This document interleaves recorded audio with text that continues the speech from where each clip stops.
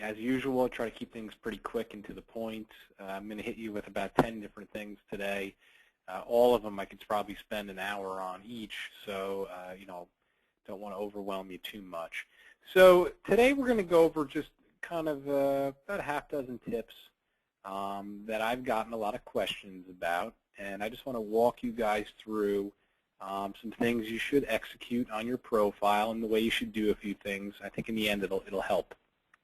So what I want everyone to do initially is to go click on their picture in the upper right-hand corner. And I want you to go to the privacy and settings area.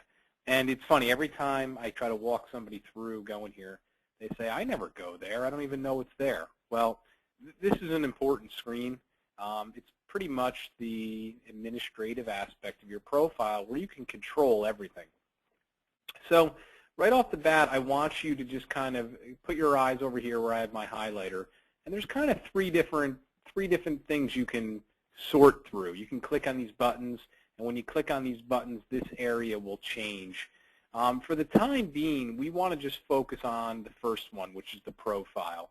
And there's really three different spots I want you to click on.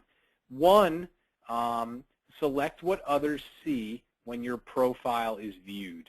Okay? That's an important one. And I'll go through it in a second. We can click through it.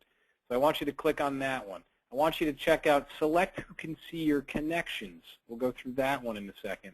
And I want you to select change your profile, photo, and visibility. So those are really the three we're going to focus on today, and they're important, to be honest. So the first one is select what others see when they view your profile. Long story short, it's pretty simple. There's three different choices. Someone's either going to see, your name and your overview. They're going to see like you're an anonymous person in, the state you're in, or they're going to see nothing. So there's three choices. People ask me, what should I select? I would highly recommend the first one because, as I've mentioned in some previous webinars, LinkedIn kind of has three pieces or three different things you can do. One, you kind of set up your profile. It acts as a resume. Two, it acts as a database. And three, it acts as a marketing tool. But the key for all three is we want people to kind of review who we are and hopefully go to our website. So my point is this. You're not going to get any of those results if you're anonymous or you're trying to be discreet. You want to say loud and clear who you are and how you can help people. So on this area, make sure you select that it's showing your headline and your name. That can only help. So that's the first one. The second one I talked about was select who can see your connections. So when you select it, there's two choices. Only you can see your connections, or everybody, or your connections can see your connections. So what that means is people you're connected to can actually look at the list of people you're connected to. So for an insurance agent, I'm going to say it's probably a 70% chance you are going to want to select only you. You probably don't want other people going to your profile and seeing your connections. They could be your clients. They could be business owners, et cetera, et cetera. Whereas me, my clients are insurance agents. I want to let people looking at my profile see that I'm connected to about 6,000 agents, big agencies, et cetera. In my opinion, it creates credibility for me. So there's no right or wrong answer for you, but today I just want to kind of pinpoint this is where you change it. Think about what the strategy is. Does it make sense to let people see your connections? Is it better to hide them? That's how you change it. I think that's the point. And then the third thing is change your profile visibility. This is another important one. In my opinion, you want to have everybody being able to view your profile. And I see it all the time. I'll find somebody on LinkedIn. I go to view their profile, and I can't see any of it. These people have it protected because I'm not connected to them. In my opinion, that's a bad idea. Your profile is a sales tool. You want to let everybody view it. There's no negative for people viewing your profile, so you probably want to select everybody there. I think that's an important one. Okay, so as we go back here again, we're going to the picture. We're clicking on privacy and settings. I've been getting a lot of questions about people getting recommendations. And long story short, there's a lot of things you can do with recommendations, and you'll see the button right here. But one thing I can say is every time I get recommended by somebody, it's usually like a 50% chance I get a phone call within 24 hours of somebody who is connected to that person who recommended me, potentially wanting to do business with me. Recommendations are incredibly powerful. Obviously, they get stationed on your profile, but two, they're going out to all of that person's connections. And these people see them because they're highlighted very well by LinkedIn. So that being said, you can kind of do a few things with recommendations.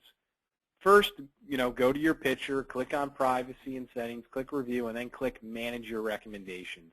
And like I said, there's a few things you can do. One, you can obviously review and hide and delete or manage any recommendations you currently have. Two, you can actually write a recommendation for somebody. In my opinion, that can be a great way to get a recommendation back, especially if it's a client of yours who owns a business or, there's some mutual respect between the two of you. And three, and you'll see it up here, there's a button to proactively request recommendations, okay? So if you come in here, you can click on this, ask for recommendations, and basically you can send a message out to anyone you want that you're connected to saying, hey, look, I'd love if you wrote up a little recommendation for me. So this can be dangerous. This can be good. Why is it dangerous? You can send this out to everyone you're connected to. In my opinion, probably not the best idea. I'm sure you guys have seen those. You've gotten them from people you're connected to. They've even used the same generic verbiage that's here. Don't do that. What I would suggest is go through your connections. And how do you go through your connections? Well, you click on this little LinkedIn tab right here, this little icon. And by clicking on that icon, it'll pull up all the people you're connected to. And you can go through and you can select, looks like you can select up to 200 people, okay? And when you select them, it'll put them in here. And what I would suggest is absolutely positively do not use the generic content. Write something up yourself. Doesn't have to be any longer than this, but I would write it up and personalize it. To say, hey, look, I'm trying to use LinkedIn to be a little bit more proactive with marketing. In the past, we've obviously helped you. I would appreciate it if you could write 2 or 3 sentences on how we've helped your company or whatever. The more you can customize it, the more likely you're going to get that recommendation, which in my opinion, very valuable. So again, I get questions about that all the time. That's how you do it, and that's kind of where you would go.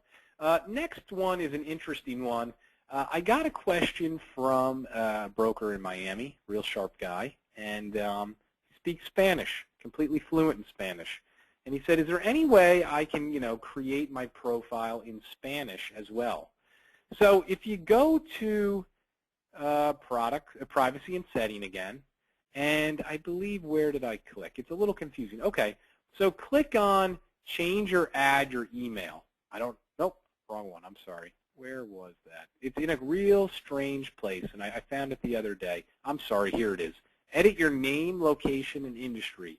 If you click on this, for whatever reason, LinkedIn has decided to put this new feature right here.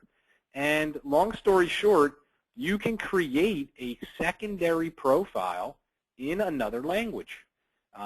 You have to type in that language, but you can certainly do it. So again, for all those people who are fluent in Spanish, whatever, it's there. You have that ability. It's free. It's no cost. Could be useful. But again, I've gotten that question. There's the answer. And then finally, gotten about four questions on this in the last 2 weeks. Just have to do with uploading connections. So if you go to network and click on add connections, you have the ability to upload either email addresses, or LinkedIn gives you what I would call some fast buttons, where let's say you use Hotmail or Yahoo or Outlook or Gmail.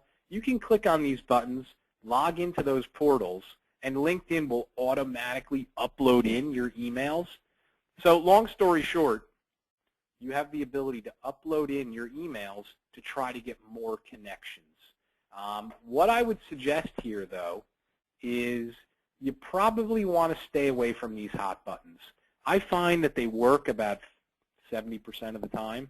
The other 30% of the time, there tends to be issues. And I used to try them and play with them. It usually wasted a lot of my time. One solution I found was that if you click this Any Email button, you have the ability to upload a file into LinkedIn. And what I found, and you'll see kind of right down here, it says more ways to connect. See it right here, guys? You'll see upload contact file. I found that uploading in an Excel spreadsheet works about 99% of the time, and it works very quickly. So here's a dummy spreadsheet I just created, okay? And again, I got about 6 email addresses that are dummy. But what I would suggest is if you haven't done this yet, you haven't uploaded in your email contacts, put them into an Excel spreadsheet. And keep this in mind. All you want to have in the Excel spreadsheet is the email addresses. Just put them in the A column, okay? Don't put their names, don't put their phone numbers, don't put any of that stuff. Just have the email addresses, and you can probably import it all, or excuse me, export it all from Outlook or whatever email database you're using into Excel. Get them in there, delete all the other data, just have the email address, and then go and click the File button and hit Save As. And you want to make sure you save it. And all I'm doing here is you'll see there's the file name where you type what you want to save it as. Below it is below it allows you to choose what type of file. You want to choose what's called a CSV file, comma delimited, okay? Save it as a CSV file. Save it to your desktop. Then go back into LinkedIn here. Click on Upload File. Click Choose File. And find it on your desktop. It'll import in literally in seconds, and it should make that experience a lot better. Now, people are saying, well, Ken, it seems like you're really getting OCD about this. The reality is if you have like 3,000 or 4,000 email addresses, it's going to be a pain in the butt any way you look at it. And what I found is by putting them in Excel, it's not that big of a deal. It's much quicker. It's much smoother. I mean, I've had people sitting there who tried to import it in from Outlook. 3 hours later, it's still not done. So that's why I kind of give you this tip. It's definitely an expert tip. It takes a little bit of computer knowledge, but on the flip side, it will accomplish the goal you're trying to accomplish. And then the other question I've gotten, and this will be my final one, is people always ask me, is there any way we can see who's actually viewed our profile? And if you have just the free version of LinkedIn, which is fine, it's what I suggest using, there is a tab under Profile that says who's viewed your profile, and it'll kind of show you the last 4 or 5 or 6 people. And remember, guys, how in the beginning today I said, hey, it's important to have your visibility so people can see it? Well, you'll see a few people here, they kind of have like the anonymous going, right? Somebody in Indiana, and someone in Florida viewed your profile. This guy, Clark, he's got it like me. He's got it so we can see who it is. My point is this. You're looking at it right now from the thought of, oh, I'd love to see who sees my profile. But doesn't it make more sense to think of it the other way? You can go view potential clients' profiles. And then if you have all that, if you give them the ability to see what you're seeing, if you give them the ability to see your profile, I guess is my point, it allows them to then read your profile. If it's just generic and anonymous, they're not going to know who you are, and they're not going to study your profile. In theory, your profile should be designed to convert traffic. So this is something that I always do. I look for, especially if I talk to somebody on the phone, I go find their profile, take a look at it, and then usually they see it. And as you guys know, LinkedIn usually sends an update email once a week. These are the people that have viewed your profile.